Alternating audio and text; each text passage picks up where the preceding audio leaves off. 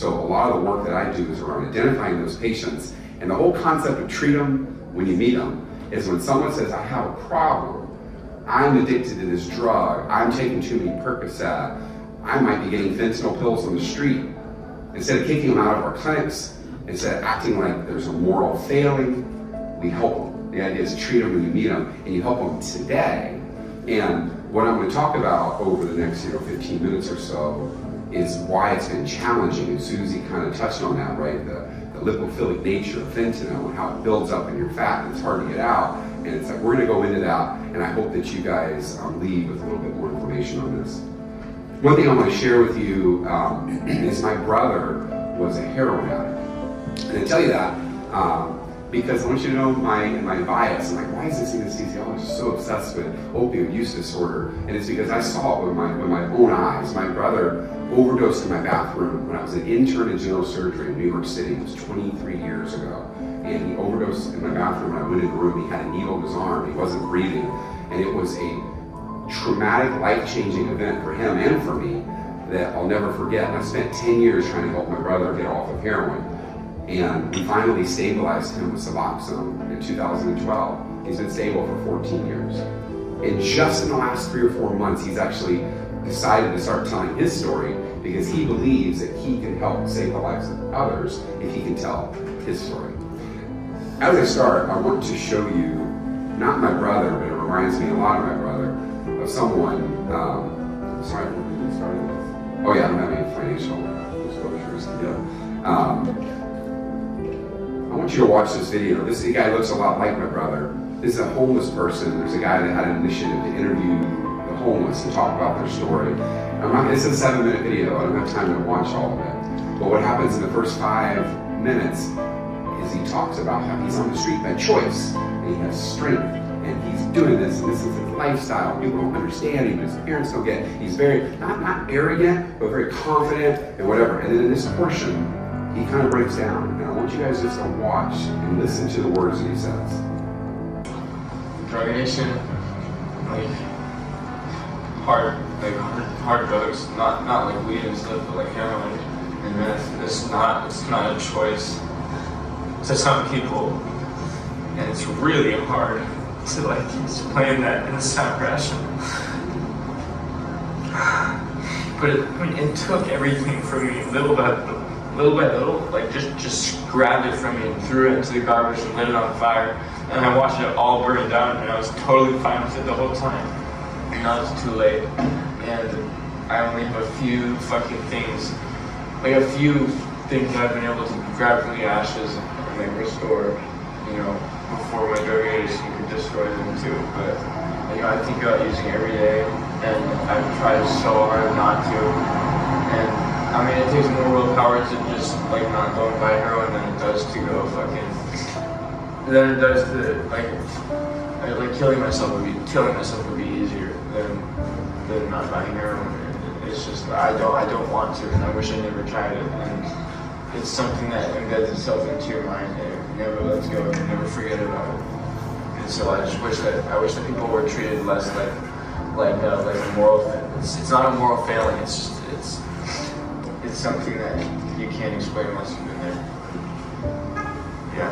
Thank you.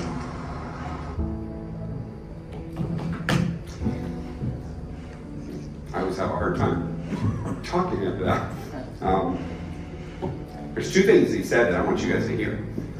Number 1 is he's in this moment of clarity. He's saying it would be easier to kill himself than not to do drugs. And I hope as clinicians that you hear that. He's not faking it. He's literally saying like he's almost like in a pre-contemplation stage of killing himself because he feels embarrassed. He hates what he's doing, right? And for him, and my brother was there for years, it would be easier to kill himself than to stop. I watched my brother for 10 years struggle with addiction to opioids. In 1998, I sat in medical school, and in pharmacology class, they said that opioids were a perfect molecule that wouldn't hurt one cell in the human body if used correctly. And then I went to the next class, psychiatry, and they said, be very careful, these opioids. It seems like people are getting addicted at higher rates than we realize. This was 27 years ago. And my brother was not a heroin addict yet. I remember thinking, something's wrong here, something's going on. We actually had a patient come in who had end-stage opioid use disorder. And I call that, it's not a real diagnosis, but they had mild, moderate, and severe. And I call this like end stage, almost like end stage, renal stage or whatever. And he came in and said, I broke into a pharmacy, I tripped the alarm, and I knew I could escape. But the opioids were more important to me than my freedom. And he looked at the crowd, he looked at the students, and he said, I wanted opioids more than my wife, my kids, my freedom, my God. There was nothing that I wanted more than that opioids. He literally sat down in the pharmacy and shot up one more time and went to prison, but he wanted to make sure he got that hit. That's how important it was. There is something for patients who truly have severe opioid use disorder. They can't stop, okay? They literally can't stop. Those patients are gonna walk in your clinic and they're gonna ask for help. And when they do, that's the whole idea of treat them when you meet them. I think there's two major places we're going to meet these patients. Number one is in pain clinics. All across the country, people are coming in. It was pain, it was suffering that typically made them try the opioid in the first place, right? Even if they got it on the street, their buddy will say, oh, you got back pain, you should try this pill. They try it, and wow, fentanyl is really good at making back pain go away, right? And so it was pain that drove most of them to these drugs in the first place. So they're going to show up in your pain clinics and they're going to ask for help. Treat them when you meet them. They're going to go to emergency rooms, right? Dr. Correa and I talked about this last year at UCSF. They're showing up every single day. And most of our ERs don't have good strategies. When they show up, they're addicted to opioids. The idea is treat them when you meet them. But how do you do that? I'm going to get to it, I promise. I'm going to tell you exactly how to do it before this lecture is over. But there's a second thing that he said that I hope you guys heard. It's not a moral failing, okay? It is not a moral failing to be addicted to opioids. Do you know 44% of Americans believe it's a moral failing? Even in this room of great clinicians, and this is California, we're much more woke out here, we love people or whatever.